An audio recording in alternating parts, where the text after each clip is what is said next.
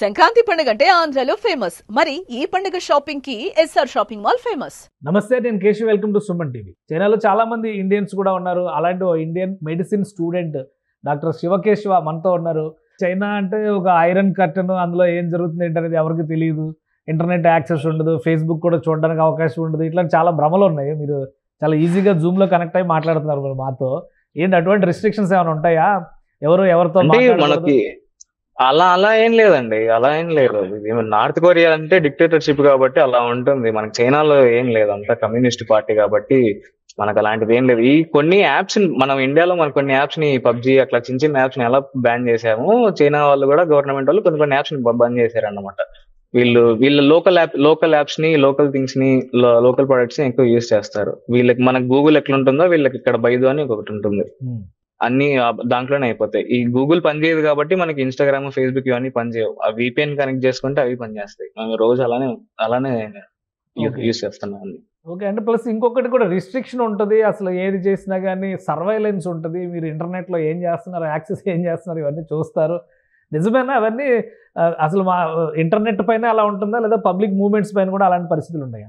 అలాంటి సర్వైలెన్స్ అయితే ఖచ్చితంగా ఉంటుంది. ఎక్కడ చుట్టుపక్కల ఎక్కడికి వెళ్ళినా కూడా కెమెరాస్ అయితే మొత్తం 360 degrees లో ఉంటాయి. అదే సేఫ్టీ మెజర్మెంట్ అంతేగాని జనాలు ఏం చేస్తున్నారు అని అట్లా సర్వే పెట్టేది, అట్లా రెస్ట్రిక్షన్స్ పెట్టేది అలా.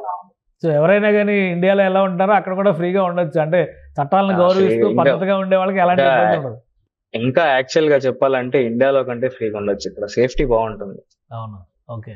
ఇంకా మీకు ఎడ్యుకేషన్ పరంగా కూడా మన వాళ్ళు చాలా మంది చైనాలో మెడికల్ ఎడ్యుకేషన్ కోసం వెళ్తున్నారు.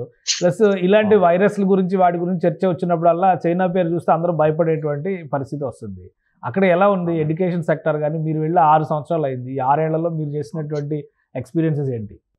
ఎడ్యుకేషన్ పరంగా అయితే బాగుంటుందండి. అఫోర్డబుల్ ఉంటుంది. మనకి ఇండియాలో మనకి మెడికల్ సీట్ ప్రైజెస్ మనకు తెలిసిందేదే. మాక్సిమం ఇప్పుడు బి కేటగిరీ అట్లా వచ్చినా అట్లా బి కేటగిరీ 20 lakhs 25 lakhs కట్టుకోలేక ఇక్కడికి వచ్చిన వాళ్ళే ఉంటారు మాక్సిమం. సో ఇది అఫోర్డబుల్ గా అయిపోతుంది అని చెప్పి వస్తారు. ఎడ్యుకేషన్ కూడా క్వాలిటీ చాలా బాగుంటుంది.